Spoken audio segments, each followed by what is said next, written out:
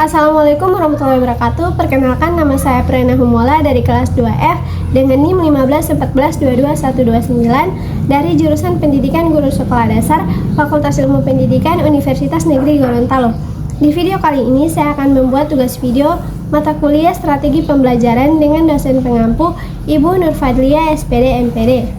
Di video kali ini saya akan membuat tugas video kasus permasalahan yang ada di sekolah serta strategi dan solusi dalam menangani kasus tersebut. Baiklah, langsung saja ke video kasus tersebut. Ijat. Ijat, kenapa ni? Mulakan.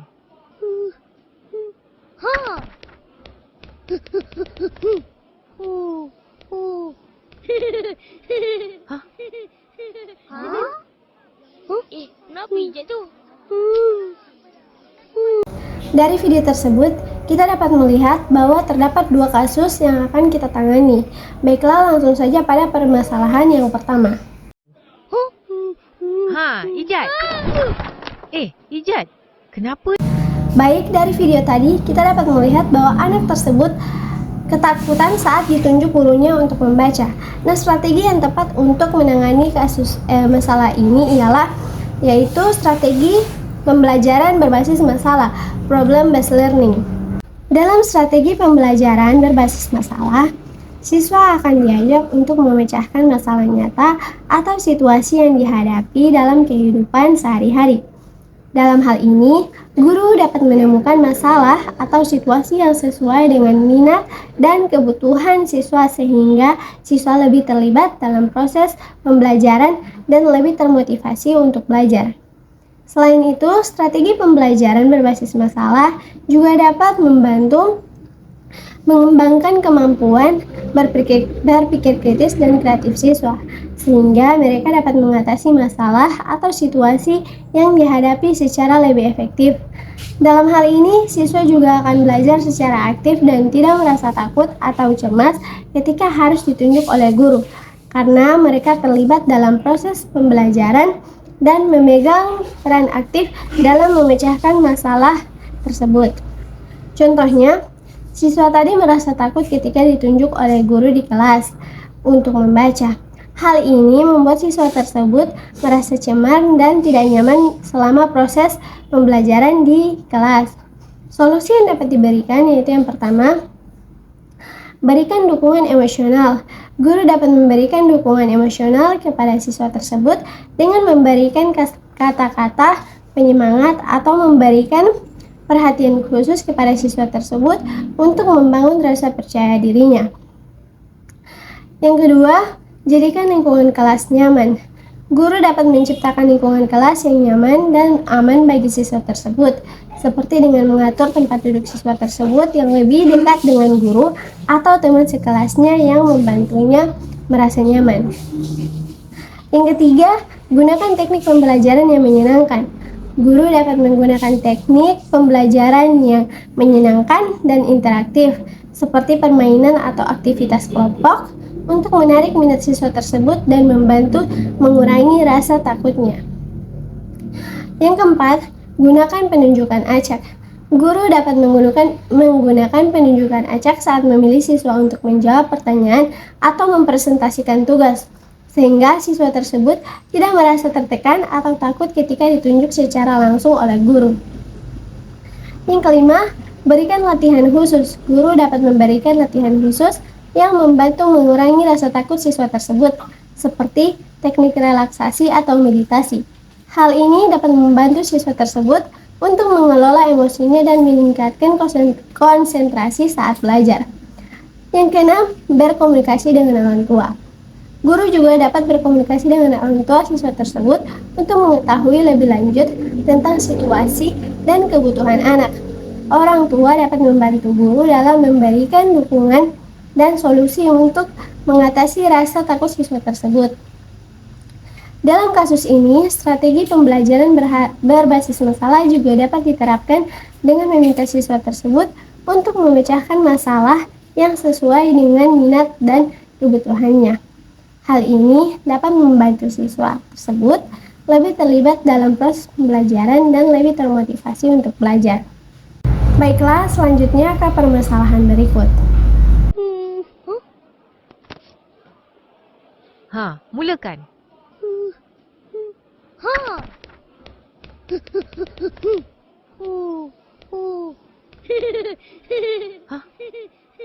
Di video itu, anak itu terlihat kesulitan dalam membaca.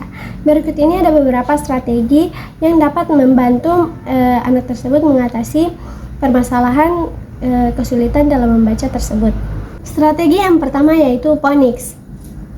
Strategi ini membantu anak memahami hubungan antara huruf dan bunyi yang dihasilkannya. Dengan memahami hubungan ini, anak dapat membaca kata-kata yang belum pernah dilihat sebelumnya. Yang kedua, yaitu reading aloud. Strategi ini meminta anak membaca teks secara keras dan jelas, baik sendiri maupun bergantian dengan teman. Hal ini dapat membantu anak memperbaiki kemampuan membaca mereka dan meningkatkan kepercayaan diri mereka. Yang ketiga, guided reading. Strategi ini memungkinkan anak untuk membaca teks dengan bantuan guru atau pendamping yang memberikan dukungan dan umpan balik ketika diperlukan. Yang keempat, word walls. Strategi ini memanfaatkan ruang di dinding kelas untuk menampilkan kata-kata penting dalam bentuk visual sehingga anak dapat melihat, membaca, dan mengenal kata-kata tersebut secara konsisten. Yang kelima, reading buddies. Strategi ini mengajak anak untuk bekerja sama dengan teman yang lebih lancar membaca darinya. Anak dapat membaca teks bergantian dengan temannya, memberikan dukungan dan umpan balik, dan saling belajar satu sama lain. Selain itu, orang tua atau pendamping juga dapat mendukung anak dengan membaca bersama, memberikan akses ke buku-buku yang menarik minat anak, dan memberikan penghargaan atas usaha dan kemajuan yang telah dicapai. Anak yang kesulitan membaca membutuhkan dukungan dan bantuan untuk mengatasi kesulitan tersebut. Berikut adalah beberapa solusi yang dapat membantu anak mengatasi kesulitan membaca.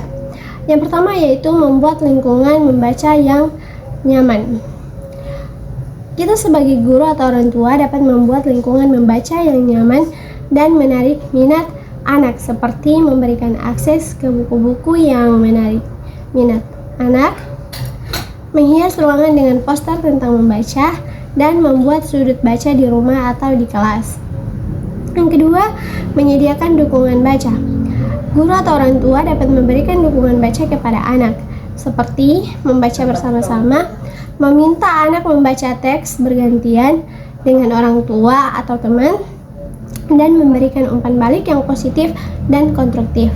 Yang ketiga, menggunakan strategi pembelajaran yang sesuai. Guru dapat menggunakan strategi pembelajaran yang sesuai dengan kebutuhan dan karakteristik anak, seperti phonics, reading aloud, guided reading, word walls, dan reading buddies yang telah saya jelaskan sebelumnya. Yang berikut, memberikan latihan membaca yang rutin. Guru atau orang tua dapat memberikan latihan membaca yang rutin untuk membantu anak memperbaiki kemampuan membaca, seperti membaca teks sederhana secara berulang-ulang, membaca dengan bantuan gambar, dan mengenal kata-kata yang sering digunakan. Yang berikut, mencari bantuan dari ahli pendidikan atau kesehatan. Jika anak mengalami kesulitan membaca yang serius dan sulit diatasi dengan solusi di atas, guru atau orang tua dapat mencari bantuan dari ahli pendidikan atau kesehatan untuk memberikan evaluasi dan intervensi yang tepat. Dalam penerapannya, solusi-solusi di atas perlu diadaptasi dengan baik sesuai dengan kebutuhan dan karakteristik anak yang mengalami kesulitan membaca. Konsistensi dan ketekunan dalam memberikan dukungan dan bantuan juga menjadi kunci keberhasilan dalam membantu anak mengatasi kesulitan membaca mereka. Baiklah, itulah solusi dan strategi yang dapat diberikan mengenai kasus atau permasalahan anak tersebut.